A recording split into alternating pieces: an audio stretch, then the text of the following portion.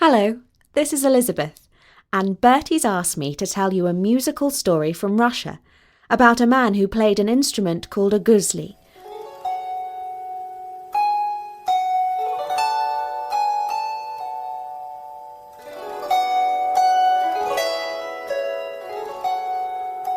The musician's name was Sadko. The ancient city of Novgorod is older than Russia itself. If you visit it now, you can still see its sacred whitewashed cathedral, St. Sophia, with its domes that are shaped like the turbans of an Eastern sultan. The red walls of its Kremlin run up and down the hill, while below flows the broad river Volkhva that freezes over in winter.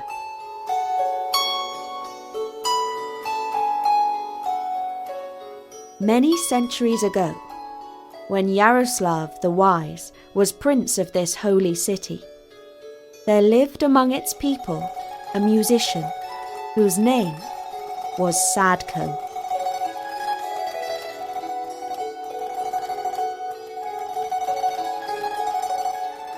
His nimble fingers plucked the strings of the wing-shaped instrument called a gusli.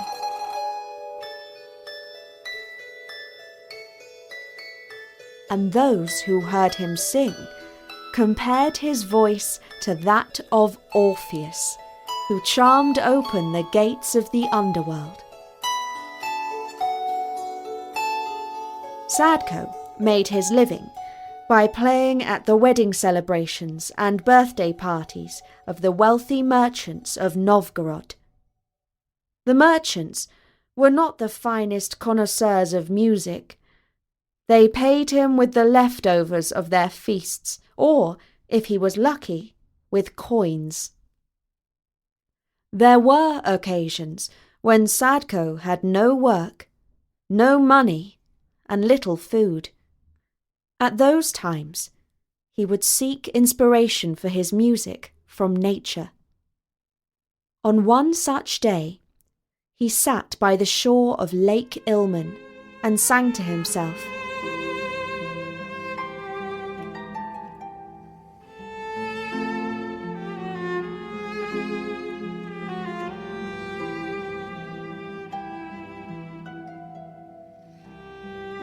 He sang of the loveliness of the lake and compared its blue waters to the eyes of the girl he was yet to meet and marry.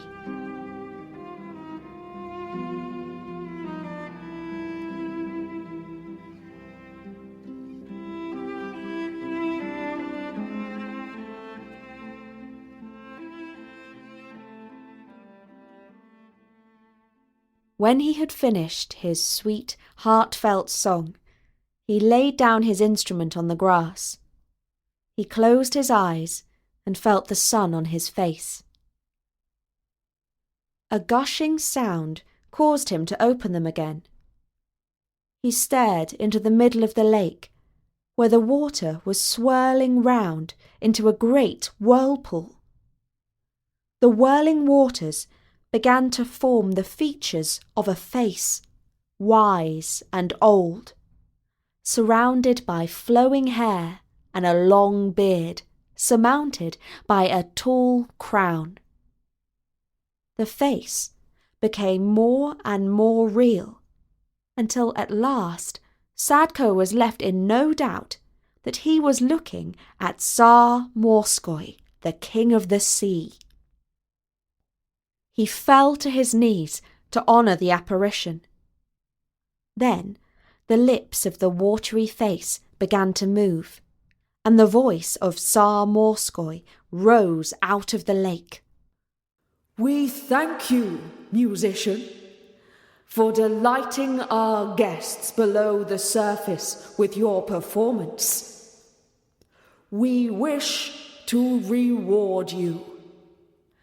Listen to this secret and heed it well. Next time you return to this lake, cast a net 3 times into the water and on the third occasion you shall pull out a golden fish. Use this secret wisely, and you shall have a rich reward." When he had finished speaking, the waters washed over the apparition, and the face shimmered and dissolved into nothing more than a few ripples. Sadko remained kneeling for some time afterwards, for his legs seemed to have lost all their strength. He was so overcome by what he had seen and heard.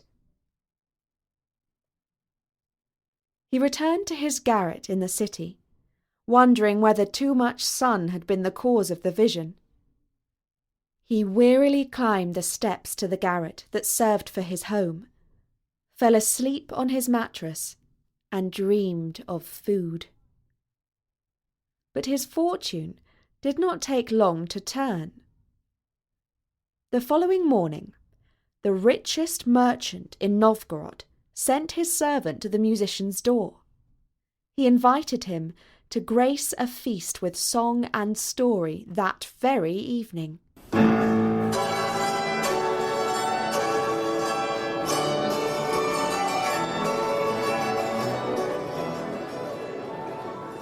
Sadko's voice and skill had never been on finer form than that night. Not that many of the diners took much notice of his artistry.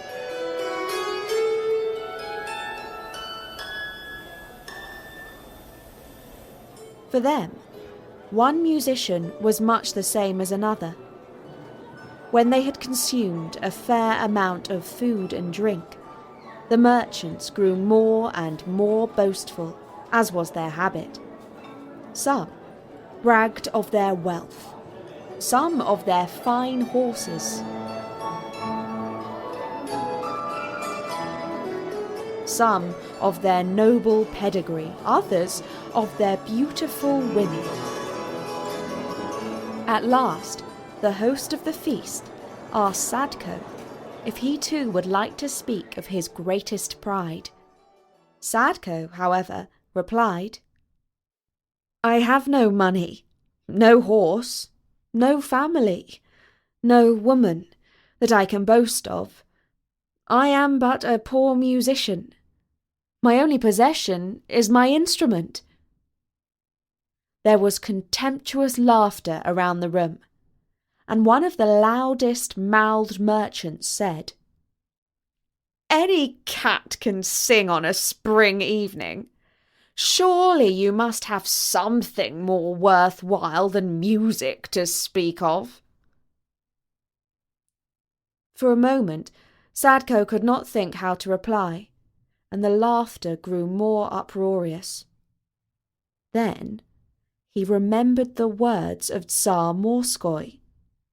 "Use this secret wisely, and you shall have a rich reward." "Wait! Wait!" he called out. "I have something which not one of you possesses. It's a fish with fins made of gold that can swim."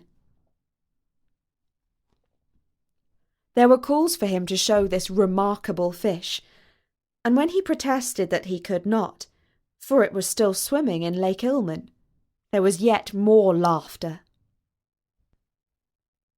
"But I speak the truth," he shouted. Not knowing where his courage came from, "I, and only I, can catch it, and if any of you will join me in a wager, I shall prove it to you tomorrow." And because the merchants were in fine spirits, many of them were willing to bet large sums that the musician could not catch the golden fish, even though he himself had nothing to wager in return. The following day, towards sunset, Sadko cast his net into Lake Ilmen and pulled it out empty. The merchants who were watching shrugged their shoulders. He cast the net in a second time and again pulled it back empty. one or two of the merchants began to walk away. Sadko cast his net a third time, and now, just as the Tsar of the sea had foretold, he pulled out a fish with golden fins. That was the moment that Sadko made his fortune. The merchants may have been a boastful lot, and they may not have been all that cultured, but a merchant of Novgorod was as good as his word. Sadko had won the bet, and they paid up handsomely. And now he had made it good. The musician became a merchant. He moved into a fine villa. He married a beautiful woman, and his ships sailed the seas carrying his goods. Some time later, he travelled abroad on a business trip. As he was crossing the sea, a wild storm tossed his ship on the waves.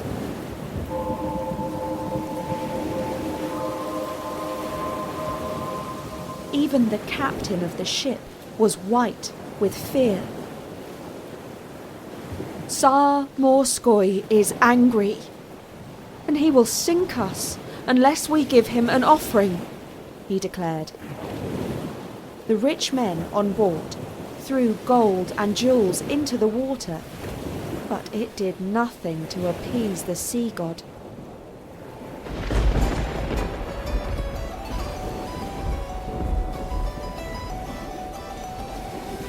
As he slid from one side of the ship to the other, Sadko realized that it was he whom Tsar Morskoi wanted.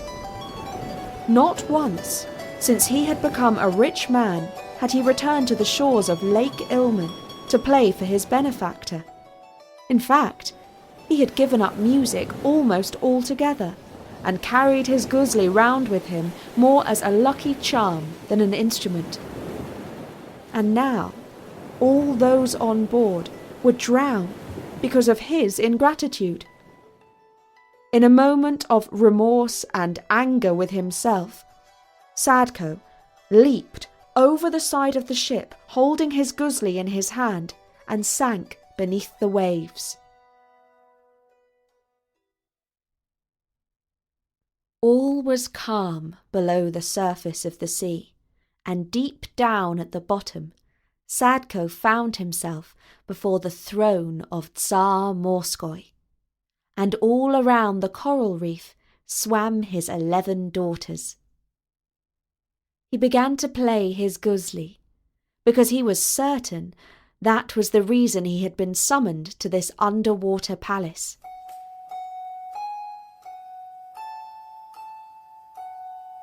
The Tsar floated up from his throne and began to dance, looking like a giant octopus.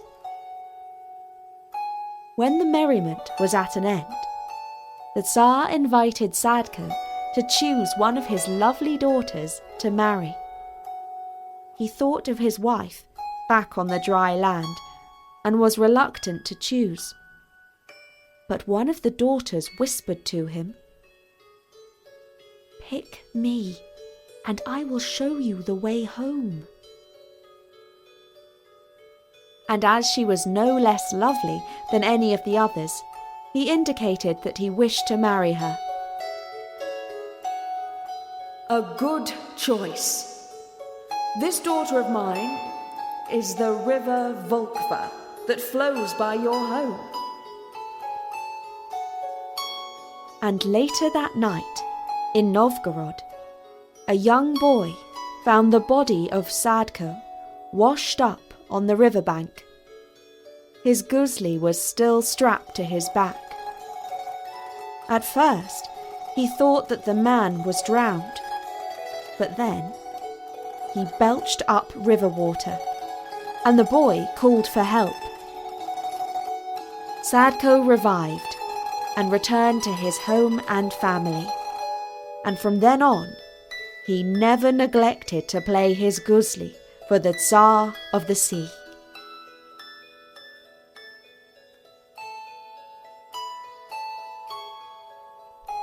And that was the story of Sadko. I do hope that you enjoyed it.